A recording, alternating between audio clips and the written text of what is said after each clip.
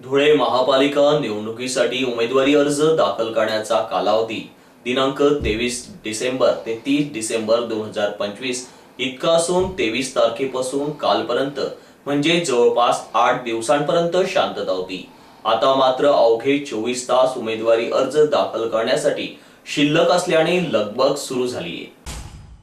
उमेदवारी अर्ज दाखल करण्यासाठी दिनांक 30 शेवटची मुदत असल्याने आज इच्छुकांनी उमेदवारी अर्ज दाखल करण्यासाठी गर्दी केल्याचे दिसून आले। यात प्रभाग क्रमांक 17 मधून गौरव चंद्रकांत उगले, प्रभाग क्रमांक 17 मधून सुरेखा चंद्रकांत उगले, प्रभाग क्रमांक 17 व ड मधून शिवसेनेचे विनोद जगताप, प्रभाग क्रमांक 16 मधून अपक्ष उमेदवार जितेंद्र जगताप, प्रभाग क्रमांक 19 मधून MIM पक्षातर्फे आमिर असलम पठाण, प्रभाग क्रमांक 9 मध्ये बसपा पक्षातर्फे अनिता सिद्धार्थ पारेराव, प्रभाग क्रमांक 7 मधून अपक्ष उमेदवार प्रभावती रामधार परदेशी, प्रभाग क्रमांक 9 मध्ये पूनम विजय भांबरे, प्रभाग क्रमांक 11 मधून अपक्ष उमेदवार कैलास मराठे, प्रभाग क्रमांक 2 मध्ये अपक्ष उमेदवार ॲडव्होकेट अमित दुसाने यांनी आपले उमेदवारी अर्ज दाखल केले। प्रभा परदेशी यांनी शक्ती प्रदर्शन करत वाजत गाजत उमेदवारी अर्ज दाखल केला,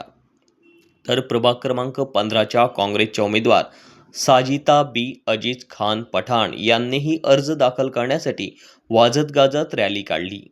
या रॅलीत समर्थक मोठ्या संख्येने सहभागी झाले होते, तर काही उमेदवारांकडून दुपारी उशिरापर्यंत उमेदवारी अर्ज दाखल करण्याचे काम सुरू होते।